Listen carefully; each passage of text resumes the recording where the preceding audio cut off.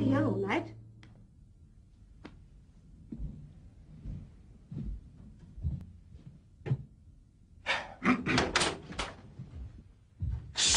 One moment.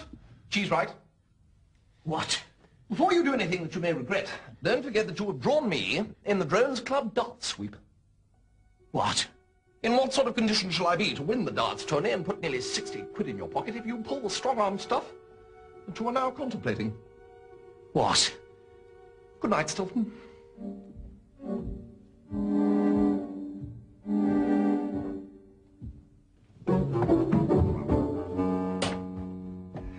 Bertie, do you expect me to wait up all night for you to accomplish a simple, easy task that a child of 6 could have had all done and dusted in a quarter of an hour? Well, before I answer your question, old kinswoman, let me put one to you. Why did you tell me that your room was the end one on the right? Because it is the end one on the right. Pardon me? Looking from the house.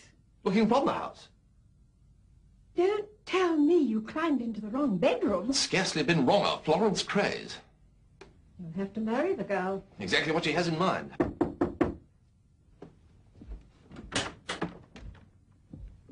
Dahlia, thought I heard your voice.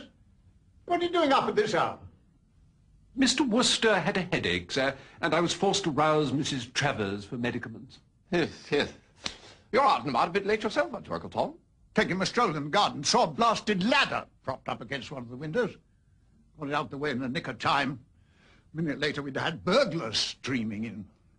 Probably just a ladder one of the gardeners was using. If I may say so, Mrs. Travers, there is always the danger of the criminal element having heard about your valuable pearl necklace. I'd forgotten that.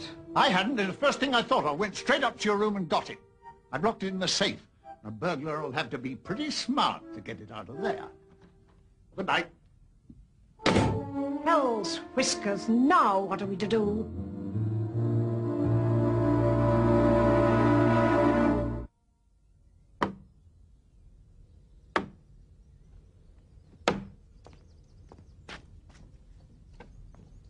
Wooster, Lady Florence has just told me that she's engaged to you. Has she? Well, yes, of course, quite. But it was only yesterday that she was engaged to Cheesewright. It's very confusing. What on earth's the matter? You're not wearing a hat. You might get sunstroke. I don't see what it's got to do with you. Your health is naturally a very great concern to me now that I have drawn you in the Drones Club darts sweep. No. Stilton Cheesewright's drawn me. There's a lot of hidden good in Cheesewright. He told me that this darts contest is usually a tie, but that you were the certain winner this year. Yet he voluntarily offered to sell me the ticket bearing your name. He's looking for you, by the way. Wooster? Wooster?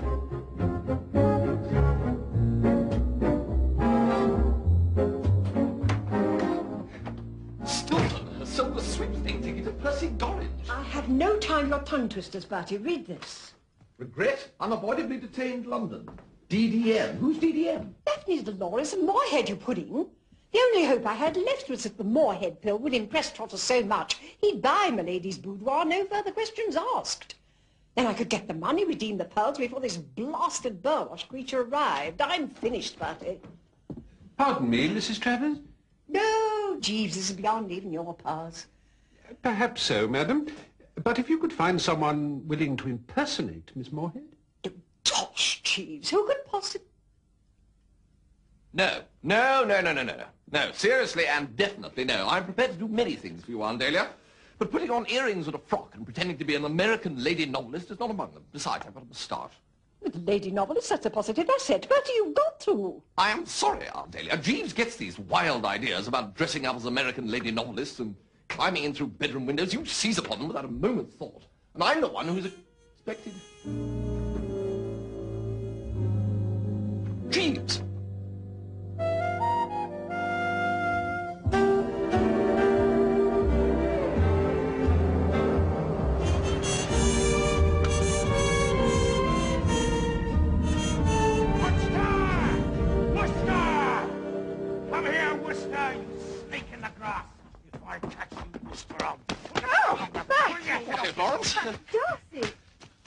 Darcy Cheesewright, are you chasing Bertie?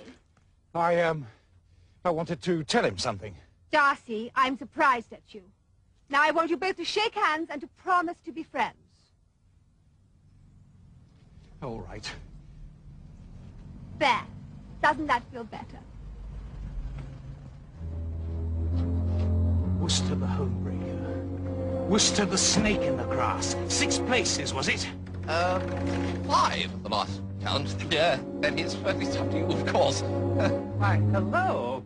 I'm Daphne Dolores Moorhead. I'm here to see Mrs. Travers. Oh, the novelist, yes. Yes, she told me all about you. Why are you two holding hands like that? Is that some English custom? I'm Darcy Cheesewright.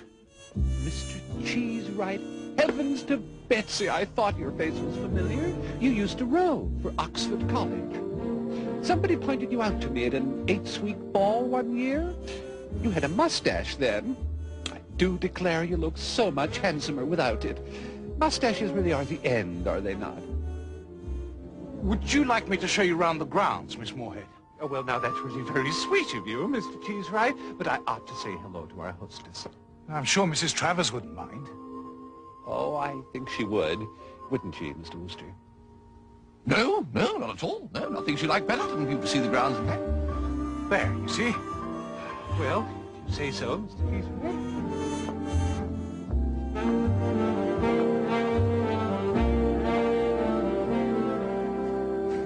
What do you mean, Cheesewright's taken a fancy to her?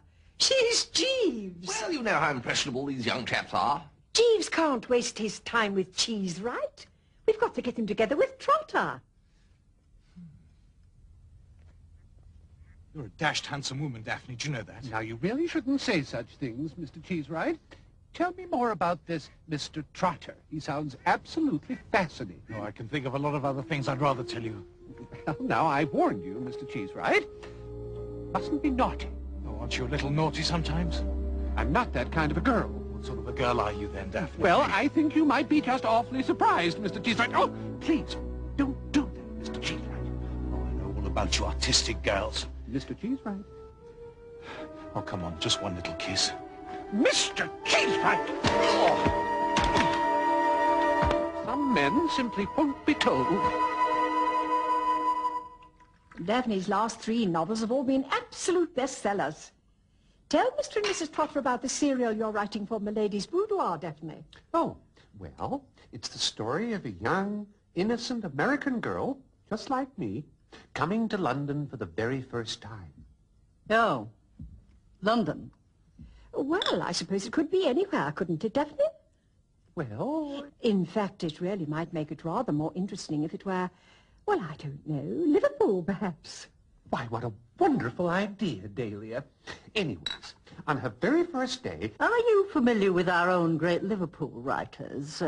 Maisie Fazakerley, for example? Why, no, Mrs. Trotter. That surely is one of the little treats I've been promising myself. More tea, Trotter.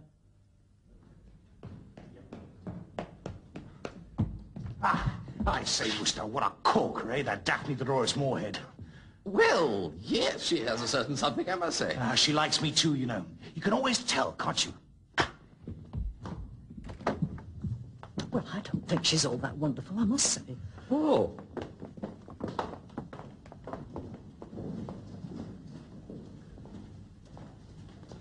Well, how did it go with the Trotters?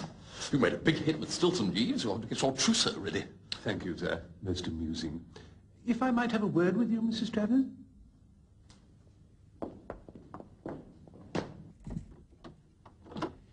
I've heard something from Mr. Cheesewright, madam, who had it from his uncle in the Home Office, which I feel may unlock the quandary in which you find yourself.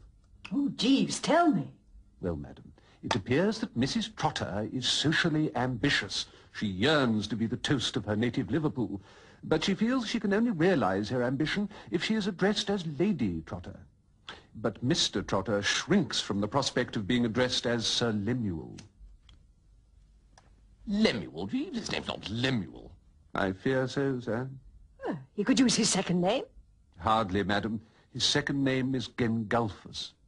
By George, there's some raw work pulled at the font sometimes, isn't there? I don't see where all this gets us. If Mr. Trotter were made aware that the only alternative to his buying Milady's boudoir might be the unfortunate discovery by Mrs. Trotter that he had already been offered a knighthood and declined it, he might become somewhat more malleable. He's turned down a knighthood? I should never forgive him. We've got him cold! Here comes Trotter now.